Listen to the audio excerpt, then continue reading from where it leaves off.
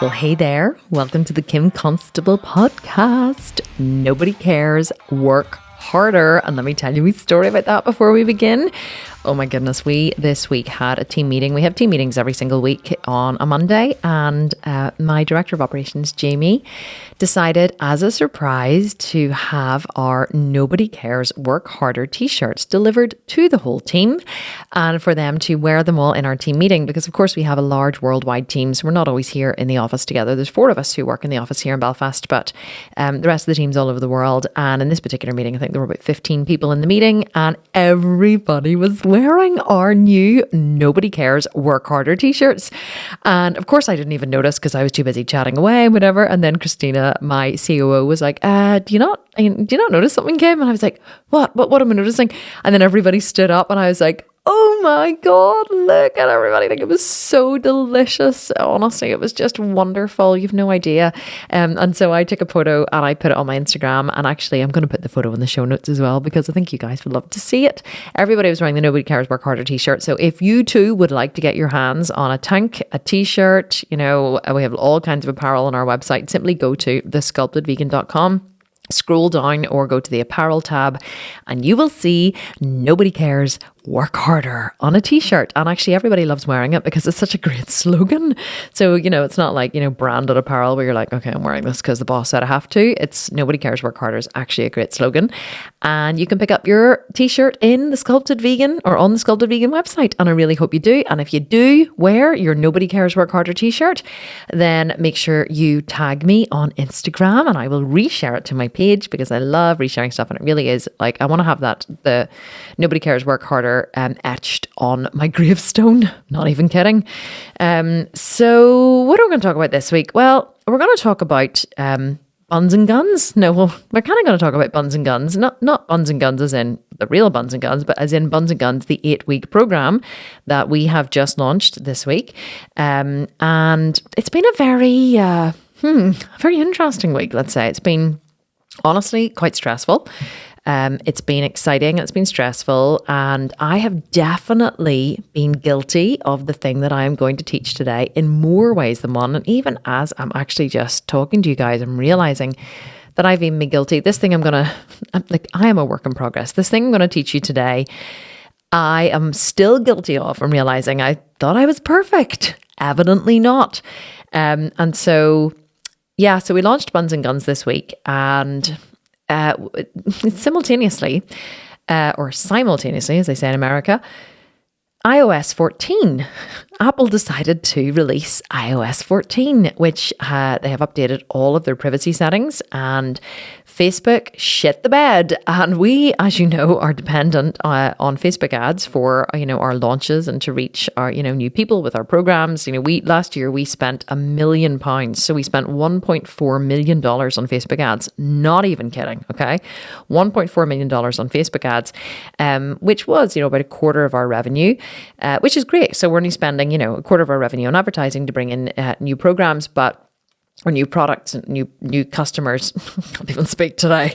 But Facebook shit the bed because didn't know what to do with this new update. So we were launching like £15,000, $20,000 a day.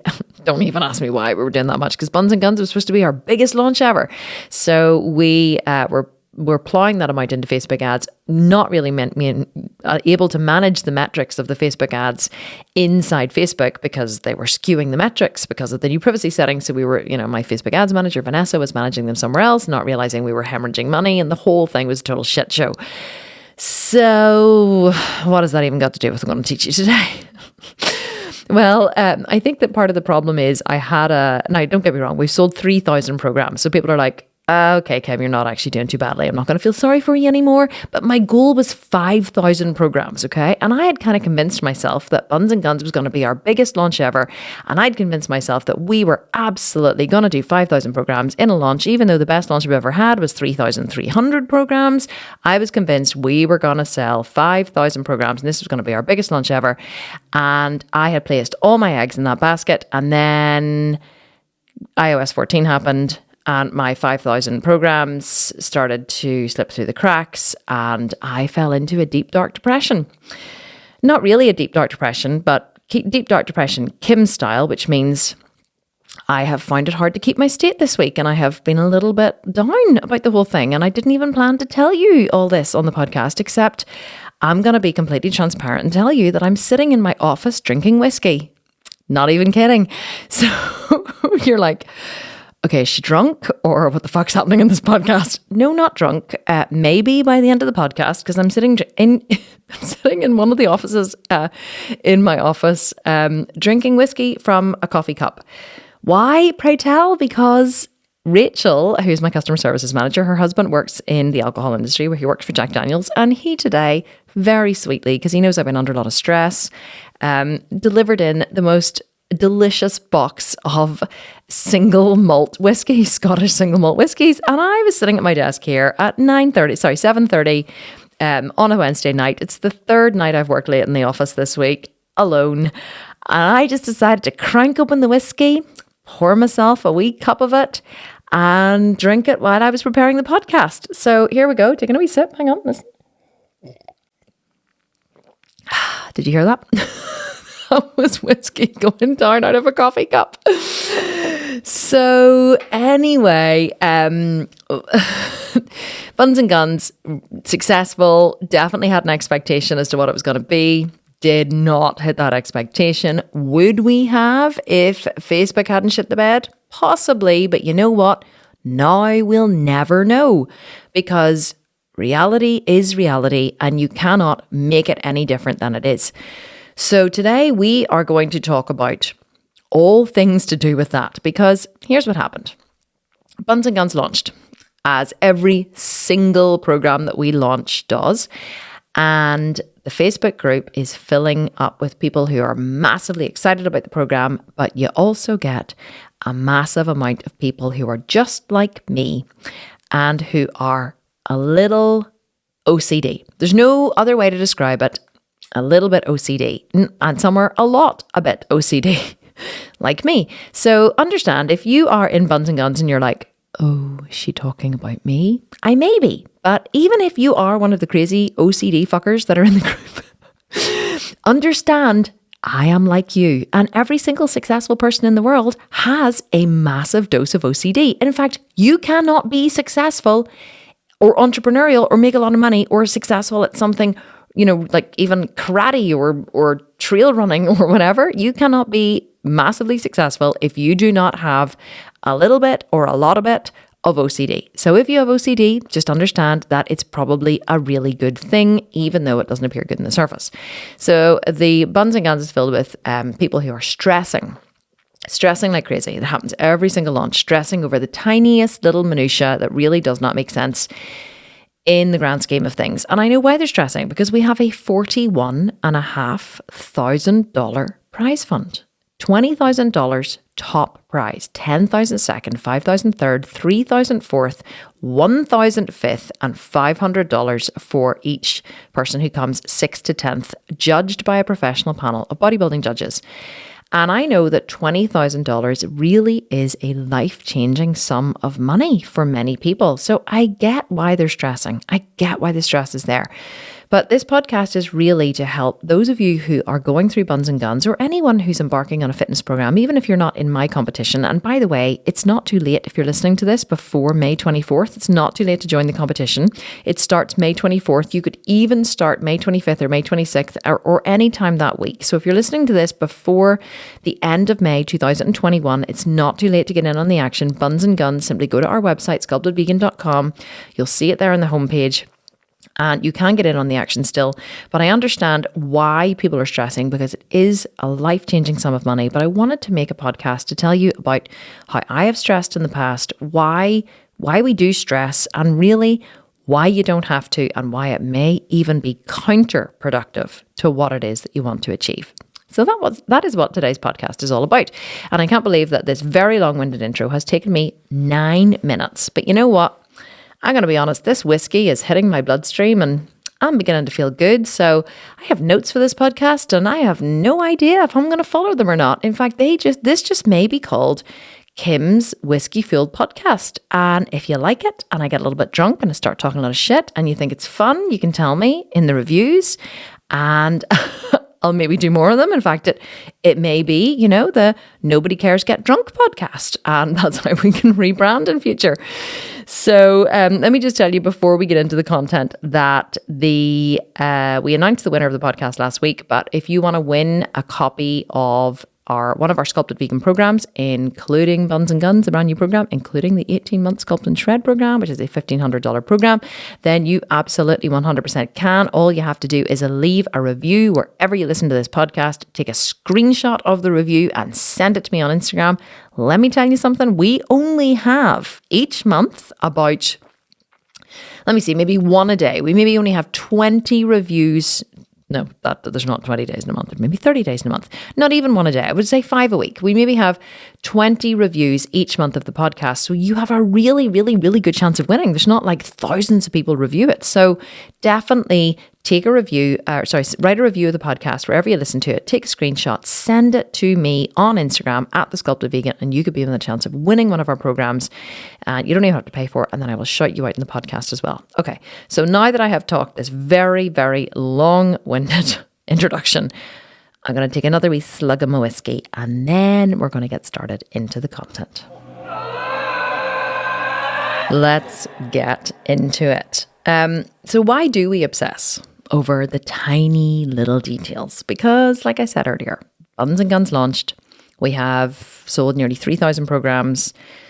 And although we have some, more experienced members in the group, and we have people who are new and who are just happy to wing it, we also have the subset of people who really are just making themselves unhappy. And it hurts my heart to see people stressing and making themselves unhappy, because I know what that feels like. So my goal today is to alleviate a little bit of your pain and to make you feel a wee bit better. So in order to do that, let me start with a story, because I just love my stories. You know what we should call this podcast? We should call this Story Time with Kim.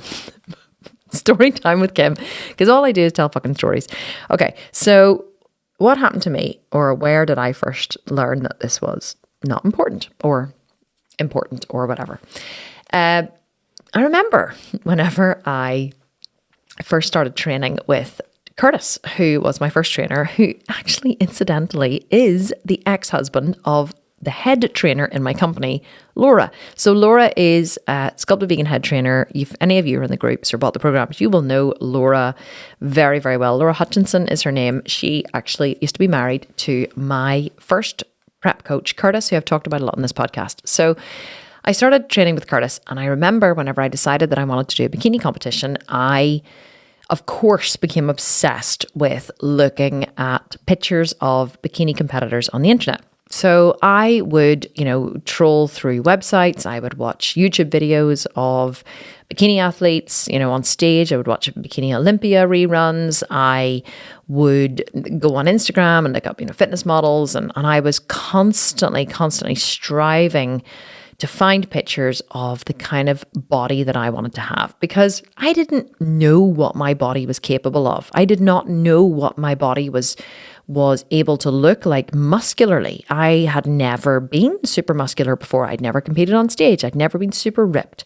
So it's not like, now I don't have a body goal now, because my body is muscular. My body is amazing. I love my body. And it's very weird for me to be able to say that, but I truly, truly do love my body and love my physique. But in the beginning, of course, many people get into bodybuilding because they don't like their body. And I really was not happy with how it looked. And so I started looking around Instagram for pictures of inspiring fitness models that I could, have on my phone or put on my computer or stick on the fridge or whatever, that I could look at every day, that would keep me going and keep me motivated whenever times got tough. And I remember one day going into the gym, and I had the previous night, I've been looking through Instagram, and I had seen a couple of photos of bikini models that I really liked. There was one particular one that popped up on my screen, and her name was Camille Periat. So Camille Periat, Periat, I think it's spelled. So she was a Bikini Olympia model. And I remember looking at her body, and it was, obviously a Bikini Olympia stage shot. And I remember just thinking, oh my God, she is fucking amazing. Like, I just thought she was so muscular. And I've talked about her before in this podcast because the funny thing is I'm actually far more muscular than Camille is now. So, but I just thought she was like the epitome of muscularity and strength and beauty. And I just loved what she looked like. And I remember screenshotting the photo. And I was so excited, and I took it into Curtis the next day. And I said to him, I was like, look, I said, Curtis, I found a picture of what I'm going to look like. Now, I understand I didn't say I found a picture of what I want to look like. I found a picture of the kind of body I would love to have. I said to Curtis, I have found a picture of what I'm going to look like. And Curtis was like, oh, really? Show me. And so I showed him the picture. And I remember expecting him to go, yes, great goal. Absolutely. That's exactly what you should be aiming for. You're definitely, I'm going to be able to get you there. That's what I wanted to hear from Curtis. Yes, I'm going to be able to get you there. And Curtis looked at it and he went, yeah, it's just, yeah, but you know, I remember the first thing he said was, yeah, but that's a very American show. Like they have a very different standard to here.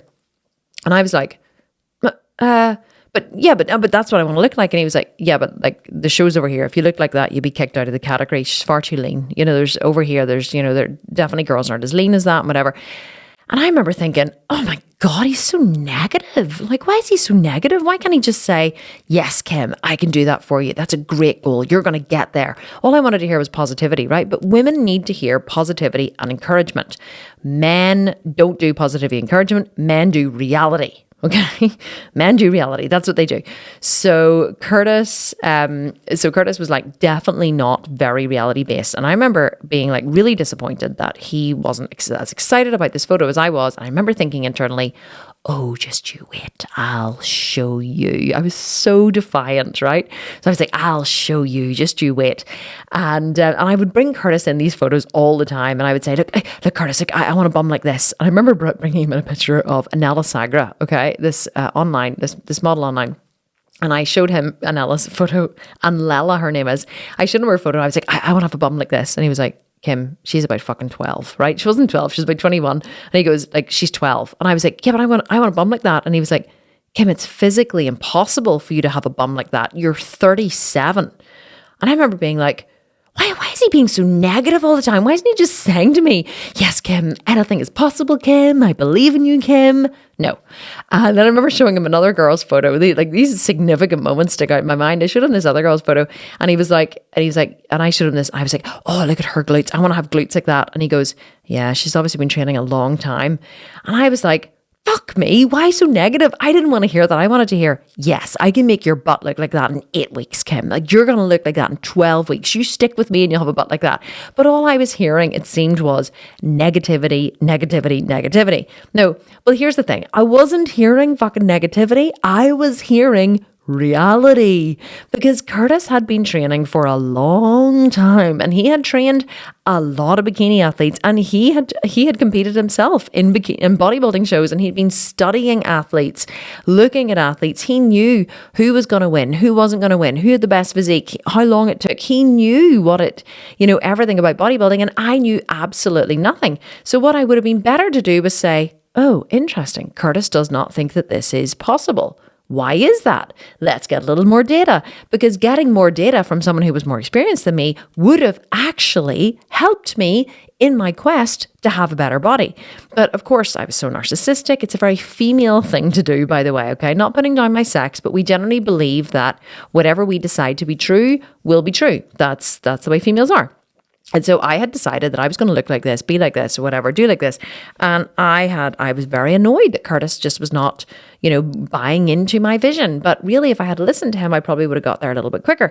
But, and I thought that he just didn't believe in me. And I really just decided to prove him wrong. So what am I trying to say here? Well, if you're anything like me, okay, and this is why I was the way that I was. I hate the unknown. I hate the unknown. I'm getting better with it as I get older. I still hate it, but I've learned to accept it, because the unknown is the unknown. Like at the minute, like I said at the very beginning, my business has been thrown into a precarious position because of So I say coronavirus, but no, that was last year. Coronavirus fucked me over last year and threw me into a precarious position. This year, it's Apple, right? I love Apple, but dear God, Apple has completely thrown me into a precarious position and fucked my business. And so now I find myself in the unknown, and I've learned to accept it. I'm like, this too shall pass. We have all these different things in place in order to grow. It's not the end of the world. But you know what? It's a shitty place to be. I hate the unknown because I am a very resourceful person and I can usually make things happen. Okay? I can make things happen. I can get out of situations and I can usually get whatever it is that I set my mind to. That is the way I always was as a child. Whatever I set my mind to, I could make happen. I got myself into some terribly sticky situations when I was a teenager and I always managed to get myself out. So, but here's the thing, okay? With bodybuilding, you cannot make the body build faster than it can build. You cannot force your body to build more muscle than it is capable of building in a faster amount of time. You cannot burn fat faster than the body can burn it. You cannot build muscle faster than the body can build it. You cannot force recovery. You cannot force your body to get better from a sickness or an illness any faster than it can go. And I know that the control freaks amongst you are listening to this going, really? Those of you, maybe not anyone who listens to this podcast, but the other people, people who get a cold and the minute they feel a cold coming on, they go, oh, I'm going to double up my echinacea and my vitamin C and I'm taking Epsom salts baths and I'm loading up with magnesium. And they kind of think that if they just overload the body with goodness in some way, it'll counteract the badness and it'll like ward off the cold. And God forbid they ever think they're getting a cold. And then they take all the echinacea and the vitamin C and the magnesium and the whatever. And then the cold doesn't happen. They go, see, that was me. That was all of those vitamins that I took. I was able to ward off that cold. And I'm kind of like, well, yeah, maybe, but probably not. Probably your cold just wasn't as bad as you thought it was in the first place. And now you have cognitive dissonance because you're slanting data to make it seem that, what you did caused it to not be the way it is, and you're probably not correct, but that's fine. I'll let you have the hypothesis. That's okay. So if you're still with me, definitely this should be called Nobody Cares, Drink More podcast. If you're still with me, what I'm trying to tell you is that those of you who are like me, maybe not you listening to this podcast, but the other people, you cannot force things to be the way you want them to be. You cannot make things happen faster than they can happen. And just because you believe something to be true doesn't actually mean that it's true or that it will be true. And bodybuilding teaches you reality. It teaches you what is possible in reality. And that is why it's so grounding. That is why bodybuilding, I believe, everybody should do bodybuilding, because it teaches you patience, consistency, and discipline. My kids who are 15, 14, 11, and 9 all do PT sessions every week, personal training sessions every week. We have a home gym, which we built in our dining room, but now our brand new home gym, which is getting fully kitted out tomorrow, is going to be ready this week. And the kids are going to be able to train properly in our proper home gym every week with their PT. The reason why I have the kids training twice a week, and I don't force them to, they enjoy it, they want to do it, is because learning how long it takes to do something as a child is such an incredible skill that you can teach your children that they will carry into adulthood. That they will learn persistence, they will learn discipline, they will learn consistency, they will learn focus. But more than anything, they will learn that little bits of effort consistently over time is what creates incredible results. Not going hell for leather and trying to force it to be the way you want it to be, whether it's a cold you're trying to overcome with echinacea even, and vitamin C, or whether it's an 8-week shred that you've decided that you are going to lose 60 pounds and build 20 pounds of muscle, or whatever, some other out of reality goal you've decided you're going to get. You cannot force things to happen faster than you can force them to happen. And that is why bodybuilding is so grounding. And I guess that's what Curtis, my first trainer, was really trying to teach me by not buying into my shit, by not being like, oh yeah, it's so amazing, it's so great, or whatever. He wanted to give me a dose of reality. He didn't want me to be invested in something that I, that was out of reality. So then I would get disappointed, and probably he thought I would blame him. If he said, absolutely, yes, this is possible, he probably then thought I would blame him. So he didn't want to discourage me, but he didn't want to encourage me in my fantasy either. And that's kind of the way I run my business in Sculpted Vegan. I'm very reality based with people. They say to me, oh, Kim, I want to blah, blah, blah. And I go, sweetheart, that's never going to happen. And they go, really? And I'm like, no. And I go, if you think that's going to happen or you want that, don't join this program. They're like, you're the first trainer that's ever tried to discourage me from buying your programs. I'm like, I'm not here to make money off you. I'm here to get you results. Okay. And if you think that you're going to lose 60 pounds in 4 months, you're absolutely not. It's going to take you a year to lose that amount of weight. They're like, a year? I'm like, yeah. Like, I'm not here to pull the wool over your eyes. I'm not here to sell you something. I'm here to give you reality data so you get results. And that's what Curtis, I think, was trying to do to me. And so, but I didn't really see this at the time. All I saw that he was being a bit of a negative Nelly, because I was so focused on getting the results and doing the best that I could do. I kind of went a wee bit overboard, I have to be honest. I went a wee bit. So here's kind of what happened, right? So I started prepping for my first show, and I became obsessed with getting it right. And I mean obsessed. Obsessed with getting it right, okay? Now, as I've spoken about, Curtis's wife, Laura, who is now my head trainer in Team Sculpted Vegan. Isn't it funny how things happen? So Laura was my head trainer. She's my head trainer now in Team Sculpted Vegan, but she was Curtis's girlfriend and fiance, and then they got married shortly afterwards. At the time, and she is an incredible posing coach. Okay. An incredible posing coach for bodybuilding shows. And so whenever I was training for this first show that I was doing, and we'd set a date, we knew when we were going to do the first show, and Curtis would say to me, I've booked Laura in to give you some posing lessons. And I was like, no, I'm not going to go to little Laura, for posing lessons. Laura would not be good enough for me. I have booked Natalia Mello for posing lessons. Now, Natalia Mello is phenomenal. She's one of my best friends. I adore her. She is a former Bikini Olympia champion, and she had won the Olympia, which is the most prestigious bodybuilding show that exists on the planet. And she had won the Bikini Olympia, and she was living in Belfast, my hometown. In fact, she was living 10 minutes from my house and trained in the gym where I was training. Or my family gym where we were a member of, not the gym I was training with Curtis. So I contacted Natalia, and I said to her, my show is in, I think it was like 12 weeks. And I said, or 14 weeks or something. I said, I'd really love to get posing lessons from you. Would that be okay? And she was like, yes, absolutely. But my rate is £125 an hour, which is about $150 an hour. And I was like, oh, shit. Like at the time, that was a massive amount of money for me. So I was like, oh my God, that's a shitload of money. Now, Laura was like £30 an hour.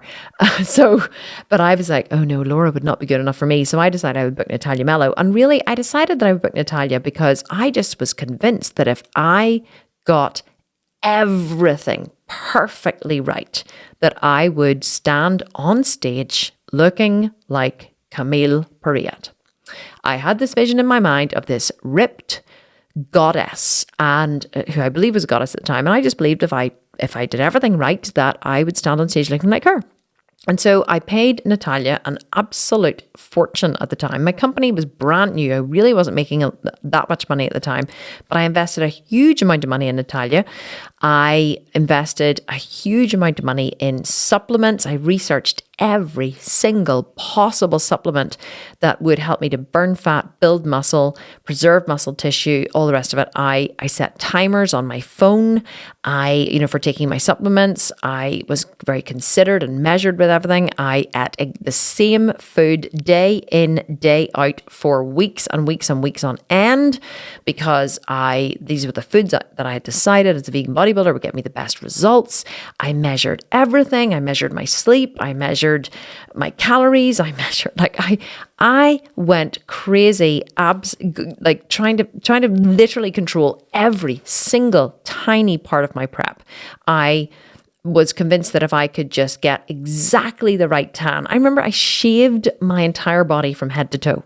I'm not even joking. I shaved my entire body from head to toe because I was convinced that if I just shaved my entire body from head to toe, my skin would have a different sheen and my tan would shimmer under the lights. And maybe that beautiful tan and that skin with a sheen would make the judges go, oh, wow, she sparkles. And I would wow them with my sparkle and they would give me a better result. No, that's not how it works. The judges don't really give a shit how much your skin is sparkling. They're looking at who has the best physique, okay? There is no way that you can manipulate, wow, or change the judges in a bodybuilding competition. It doesn't really matter what your tan looks like, what your bikini looks like. As long as your bikini is acceptable for your show, as long as it sparkles a little bit, as long as your tan is the right color for your skin, as long as your hair looks good enough, as long as your makeup looks nice, they're not going to award you any more points because of your makeup. They are looking at what is the symmetry of your body? How lean are you? Do you have a glute ham tie-in? Do you have a nice delt cap? Do you have no visible abs? Are you not so lean? You have striations. They have very particular categories or, classifications that they're looking at. And those are nothing to do with your hair, your makeup, whatever. Yes, your posing is important, but all these little things really just don't matter in the grand scheme of things because that's not what the bodybuilding judges are looking for. But of course, I was such a control freak and I was not prepared to be a beginner and I had such a massive fear of failure that I went hell for leather trying to control every single tiny variable. Every single tiny variable controlled to within an inch of its life, not realizing that if I had just relaxed and just worked a bit harder, figured out how to do a bit more cardio or figured out how to eat a little less fat or or lift a little more weight, if I had just really focused on the three variables, which was consistency of diet, consistency of heavy lifting, and consistency of cardio, that is all I needed to get really good results. And all of the tiny little minutiae that I was focusing on really didn't matter and really was not going to affect the outcome.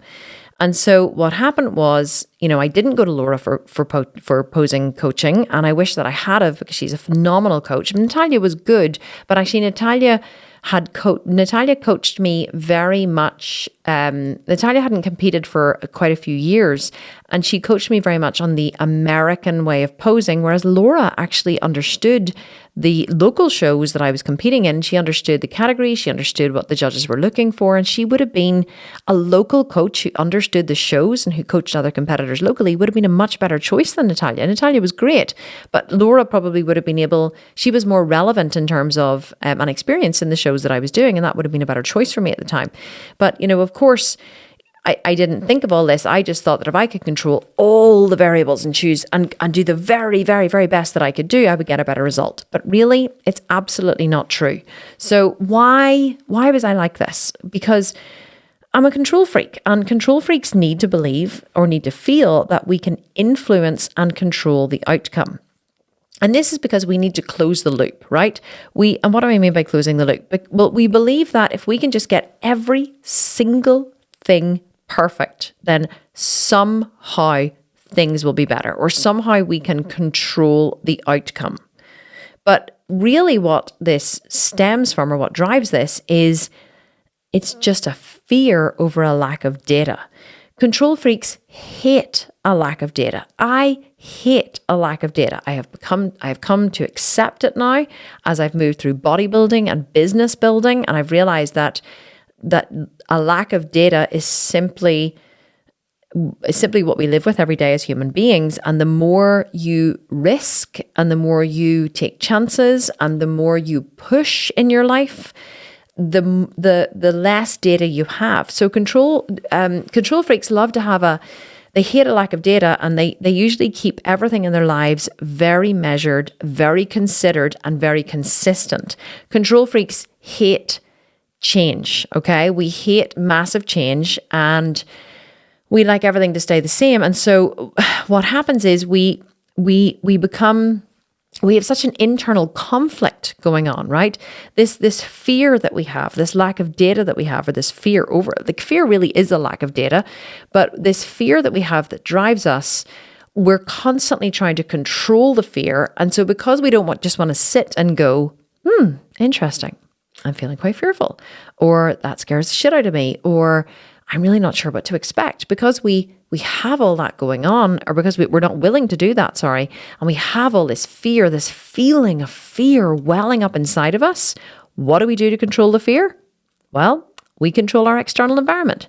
We actually believe, or it's not even that we believe, controlling your external environment gives you a sense of peace, a sense of internal peace, a sense of calm on the inside. And how this is actually most often demonstrated is in people who become obsessive over cleaning their house. Now, I want to ask you, have you ever felt really upset about something?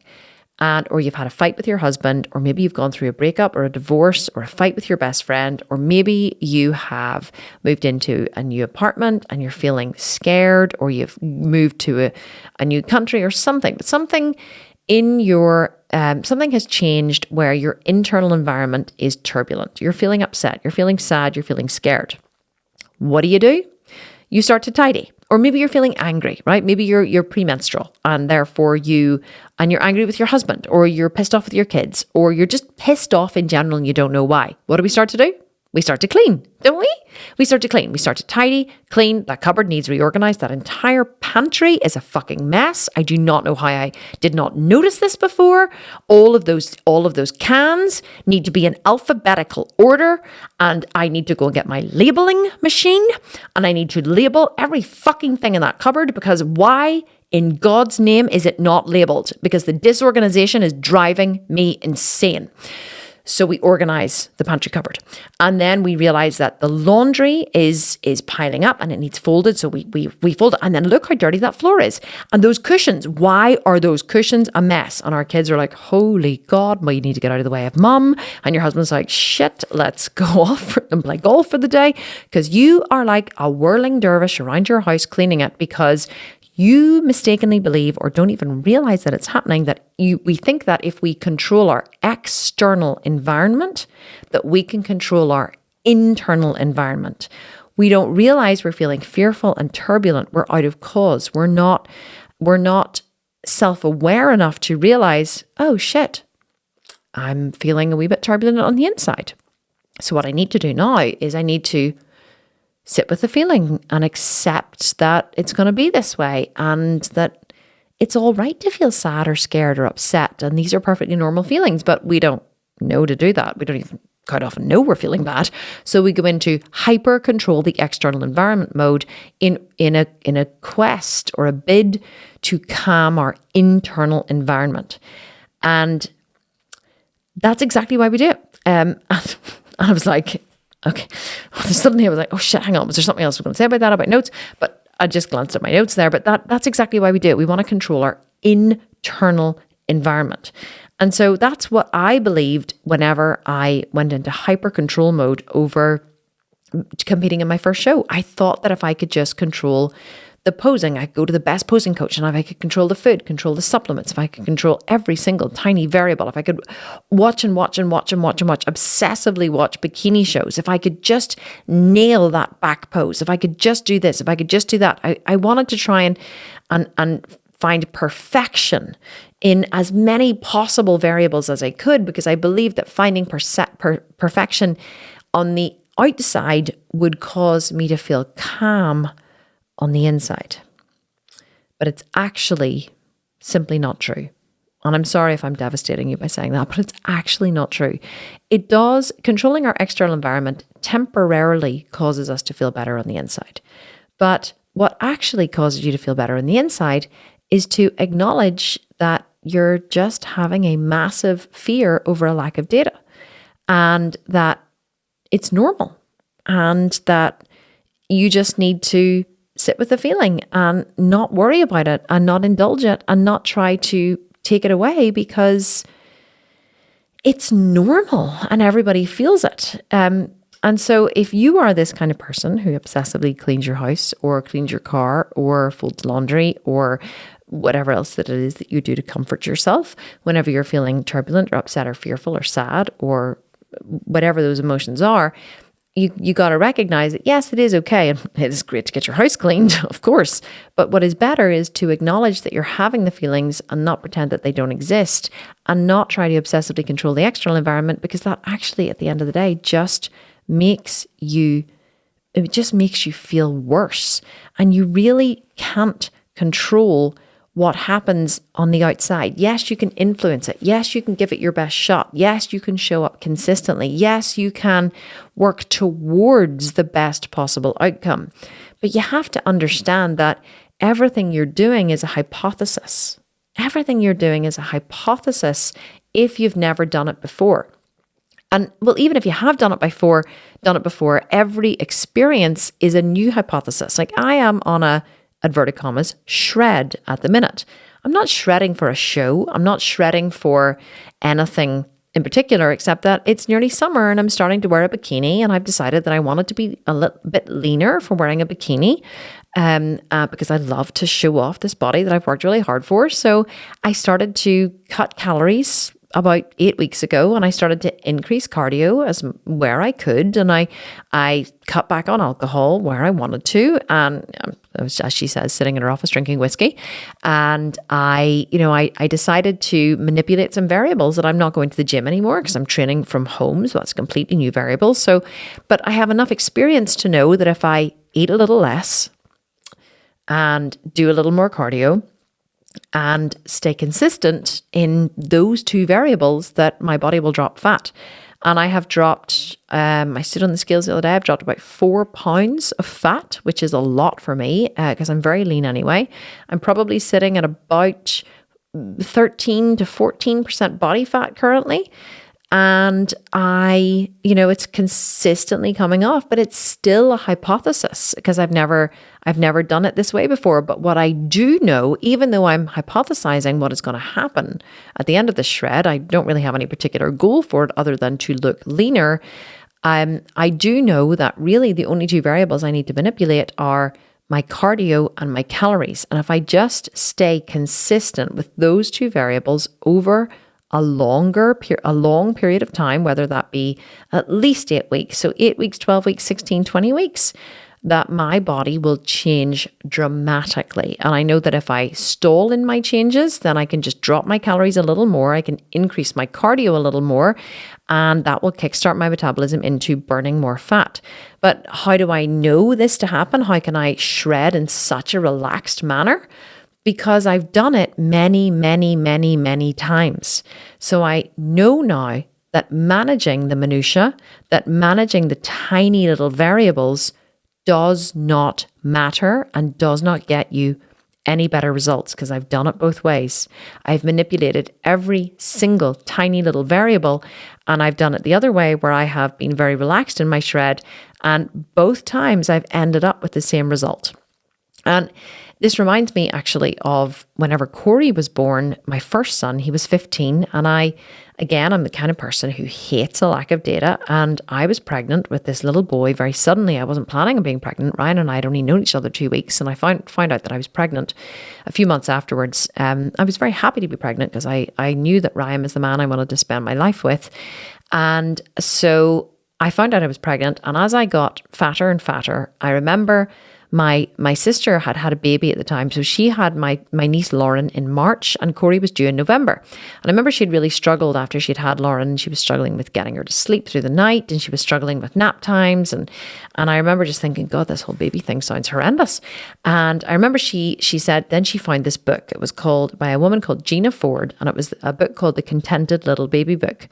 And this book has caused a lot of controversy because people either detest Gina Ford or they love her. She's like Marmite. They either think she's the worst thing that ever happened to children all over the world, or they think she's the best thing that ever happened to children. The control freaks love her. The baby-wearing, kumbaya, co-sleeping moms hate her. And I've been on both sides. I've been on the controlling side, and I've been on this baby-wearing, co-sleeping, kumbaya mother. And I've kind of settled somewhere in the middle, to be honest. So what happened was Carol had given me this book, and she'd said, this book will be your Bible. read it from cover to cover, and it will tell you exactly what to do. It is the baby manual. And I was like, yeah, whatever, I thought, I'm not really there. I kind of skimmed through it. Yeah, it seems, I was like, none of it's really relevant to me. It's about babies. I don't have a baby yet. Just have a big fat tummy. So I didn't really think about it. And then as the birth drew closer and closer, and I got fatter and fatter, and I knew this baby was going to pop out at some point, I turned to the Gina Ford Contented Baby book, and I thought, maybe it's time to read this. And of course I was giving birth like in a couple of weeks. So as I began to read this, I realized that Gina Ford in her book gave you very specific routines for your baby. Wake baby at 7 a.m. Feed baby from right breast for 25 minutes. Move baby to left breast for 10 minutes. Express milk to keep up milk supply. So she had all these very specific ways of doing things. Baby, your baby would go through a growth spurt at 3 weeks and 6 weeks and 9 weeks. So you started expressing milk in the beginning so that you had enough milk for the baby to go through a growth spurt. You didn't have to, keep feeding and have a disruption in the schedule. So everything to do that Gina Ford taught was about keeping your baby on a very specific schedule, because it gave you more peace of mind. It kept the baby more content and happy. It eliminated colic and usually reflux and stuff like that. And so therefore, the control freak in me, as soon as I read this, I was like, this is incredible. This is a baby manual. All I have to do is follow this and I will have a perfectly contented baby. And so I brought this book to hospital, and I had Corey in hospital. I had home births with the rest of them, but with Corey I had a private consultant and I had him in hospital. I remember bringing it to hospital and the midwives saying to me, oh, you're not actually going to follow that book, are you? And I was like, oh yes, this book is amazing. Like, it is from day one, literally from Corey is born, I'm going to fit him into these, feeding and sleeping routines. And they were like, well, maybe give it a couple of days. I was, oh, no, you don't understand. This is the manual for having a baby. You obviously I was total know-it-all. I just thought, I've never had one of these things before, but I definitely know better than these midwives because I've read the Contented Baby book, God damn it. So anyway, Corey came along and that was fine. And I got him home. And of course, literally within a couple of days, I was like, right, must follow the book. And I completely ignored my instincts, which was, so why not just keep the baby with you in bed and, do what animals do and feed them when they're hungry and co-sleep with them and sleep with the baby sleeping, because rest is important. But no. I was determined that I was going to fit Corey into this sleeping manual, into this feeding sleeping manual. And it was going to be fine. And of course, nothing went to fucking plan because Corey was not a robot. He was a baby. And as much as I tried to goddamn well fit him into these routines, it worked. A lot of the times actually did work. You woke up at certain times and then he was hungry and you fed him. And he never had any, reflux. None of my babies had any feeding problems or reflux problems or, colic problems or anything like that. But, he was a baby and he was unpredictable. And at times he would waken during nap time when he wasn't supposed to. And so there were all these things that, all these variables that would change, and I didn't know how to deal with them and I didn't know what to do. And I was winging it. And I just remember thinking I was determined to try to get him to sleep through the night. And honestly, there was a part of me was like, prideful about it. I was like, I want to have the kind of baby who sleeps through the night from 8 weeks. And I kept hearing of all these bottle fed babies who were sleeping through the night from 4 weeks and 5 weeks. And I'm like, really? Your baby's sleeping from midnight till 7 a.m. At 4 weeks? Are you fucking serious? Because, I was still up feeding through the night. And of course I thought I was doing something wrong because the book said, seriously, the book said that if I did everything right, that my baby would sleep through the night by 12 weeks. In fact, it almost promised it. And so we were creeping towards 12 weeks, but it was we were getting to about 8 weeks. And I've always been an overachiever, right? Always been an overachiever. So I thought, I am going to make this baby sleep through the night by maybe 6 weeks or 8 weeks. And I was waiting and waiting and waiting. I don't know why sleeping through the night was the holy grail of babies. There's a lot of pride, I think, in mothers about sleeping through the night. So it was the holy grail of babies. And I was working towards this. And I remember just thinking, if only I could get him to follow the routine perfectly. It's obviously following the routine perfectly. That is what causes the baby to sleep through the night. So I was like, if I can just make him to follow the routine perfectly, he will sleep through the night. And I remember one day I was like, right, today is the day, because it was very easy to wake up in the morning at 7 a.m. and you're fucking knackered, right? Because you've been feeding all night, and the day is long and boring when you have a very young baby. So really, when your baby falls back to sleep early in the morning, you know what you want to do? Go back to sleep too. Would I let myself? No. So this particular morning, I was like, right, no, we're up, 6:45, woke the baby, fed him his first feed. I always co-slept, by the way. I was like, no, it just doesn't feel right to put him in a cot or put him in a crib. You know, it's like, no, he sleeps with me. Ryan, you're out. Ryan was out relegated to the spare room, and Corey slept with me. So I woke him at 6:45, fed him, expressed from one breast, fed him from the other breast, got him down for his nap, woke him from his nap, fed him again. I did everything correctly. And I remember thinking, oh my God, this is amazing. He slept. Like he did his nap in the morning. He did his 2.5 hour nap at lunchtime. He had a short sleep in the afternoon. It was bath time, bedtime. And he went to bed, and he slept right through till like 9:30 or 10. And I woke him at 10, and I fed him, and I fed him really well. And then I put him back down, and I was like literally going to bed doing the happy dance. I was like, oh my God, I stayed on schedule all day. I fit him into exactly the right schedule. And tonight is the night. Tonight is the night. He's going to sleep through the night. And I was like so excited. And I went to bed, and I put my head on the pillow, and I had a big smile on my face. And about an hour later, I heard, and I was like, no.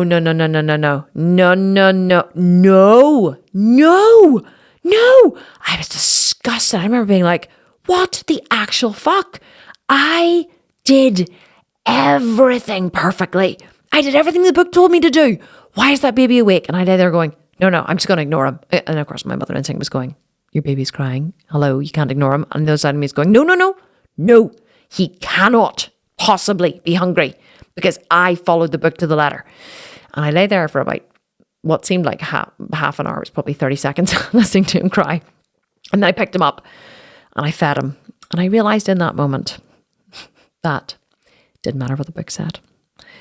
Didn't matter if I followed the routine perfectly. Didn't matter if I got him down for a nap and woke him from a nap and fed him from one breast for 25 minutes and the other breast for 10 minutes. And that his bath was perfect, and his bedtime was perfect, and his pajamas were comfortable, and I did everything right.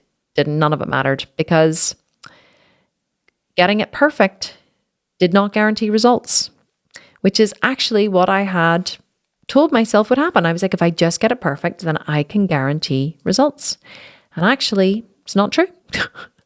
And I realized in that moment that all I could do as I lay there in bed, I realized all I could do was do the best that I could do.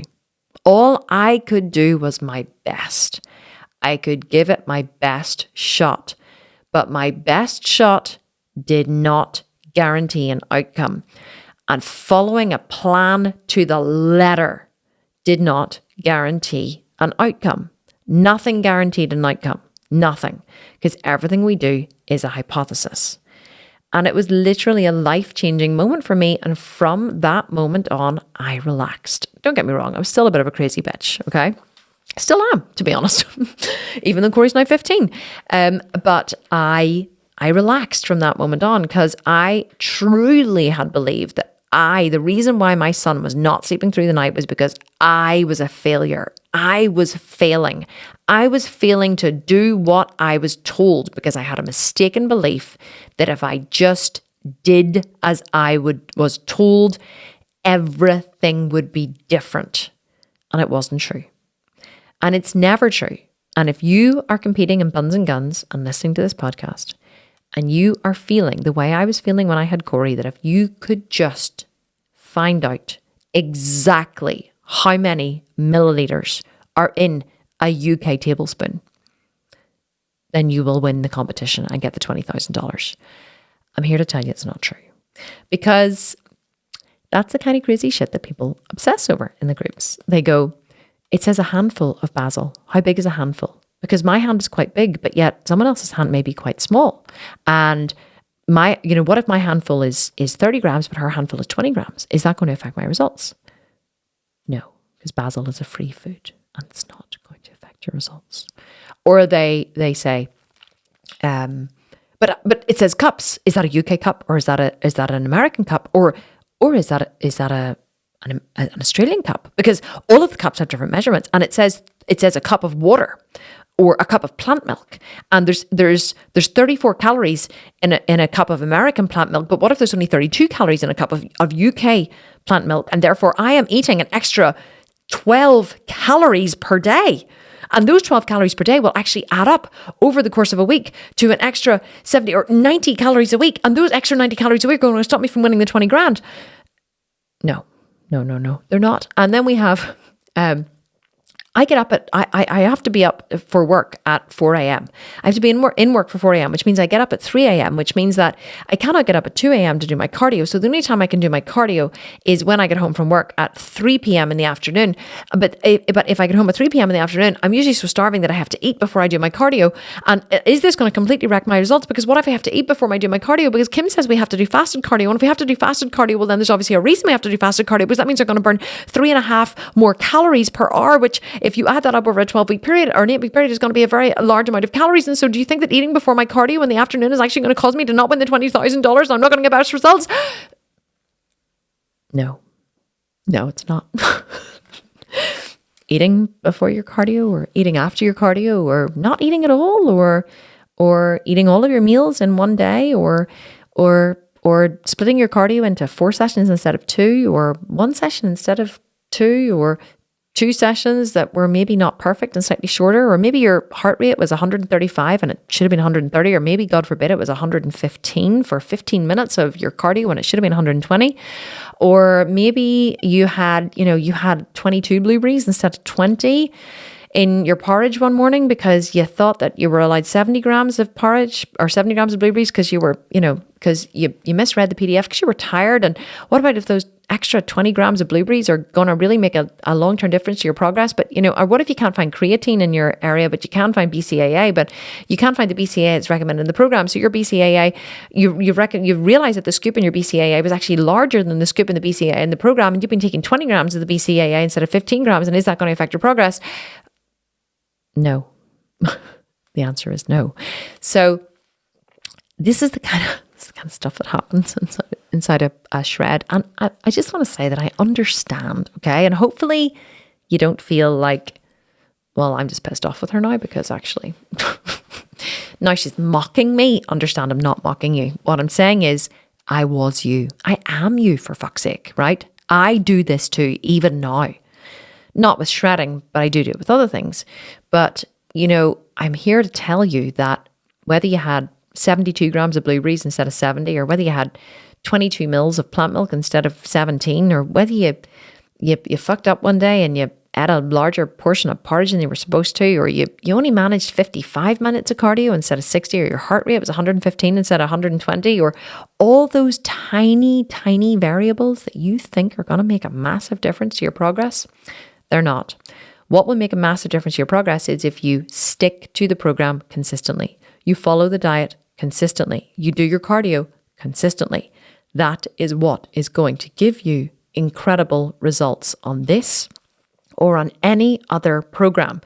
Always aim to do more than is in the program. The winner of the Jailhouse Shred program, of the male portion of the Jailhouse Shred program, was a guy called Marlon. And when I interviewed him for the podcast, Marlon said that he committed to doing more than the program said every single day. He said he got up every morning and he put his workout clothes beside his bed and he rolled out of bed and he went for a 5-kilometer run every morning before he did the program. And the program had 2 hours of cardio per day plus training. So he did an extra 5-kilometer run per day on top of the program. And Marlon won. He won the competition. He won $5,000. We split the prize money between 2 people. He won $5,000 because Marlon said, well, I'm going to do the minimum. If this is what she said is going to get me phenomenal results, I'm going to do more than this because I know that doing more is going to get me better results. And that is what Marlon did. That is what all the winners do. The winners of all of our shred programs do not cheat on the diet. They sit down with a pen and paper. They sit down with the PDF. They go through it with a fine tooth comb. They prep their meals. They put in the work and they get the results. The winners don't stress. The winners don't stress about the variables. Let me tell you something. See the people who stress about the tiny minutiae of the programs, they never, ever win. In fact, they don't even get into the top 10.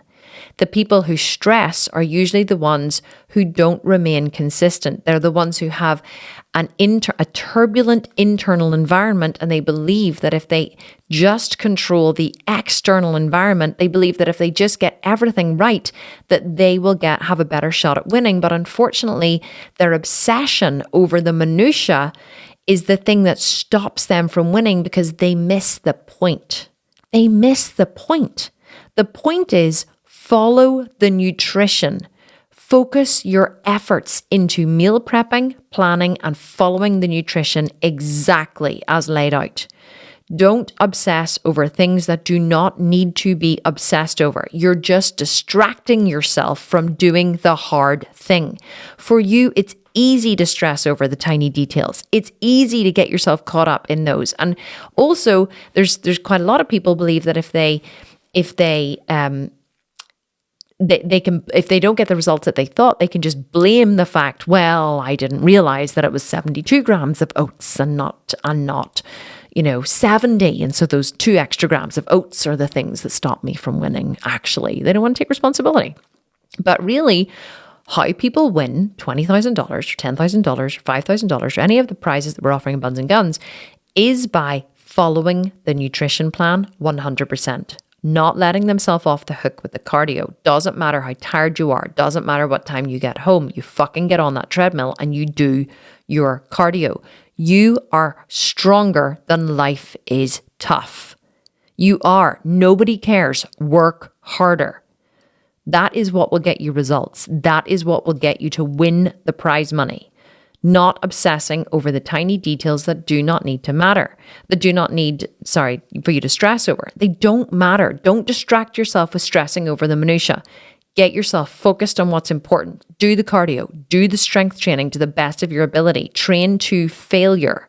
Stop beating yourself up. Stop making excuses. Prep your food, eat your food, get enough sleep, and focus for 8 weeks. You have the opportunity to be paid $20,000 for 8 weeks work. Some people get paid, an average salary in the United States is $40,000 a year. $40,000 for 12 months work. You have the opportunity to be paid $20,000, half of an annual salary, for 8 weeks work. Or $10,000 for 8 weeks work, or $5,000 for 8 weeks work, or $3,000 or $1,000 or $500. And even if you don't get paid, you will come out of the end of the 8 weeks with discipline, determination, consistency, drive, and a fucking spectacular body with improved health and fitness. You win. And you develop a belief in yourself that you did not have before. That is what you win at the end of a competition like Buns and Guns. That is why my shreds are so successful. They're successful because they're hard. If you follow it 100%, which very, very few do, you will get phenomenal results. But I have to make my shreds hard enough that if you only follow them 50 to 60% of the time, which most people do, that you'll still get good results. Most people who purchase fitness programs either don't even start them or don't finish them, and the ones that do finish them usually give it between 50 to 80% of the effort.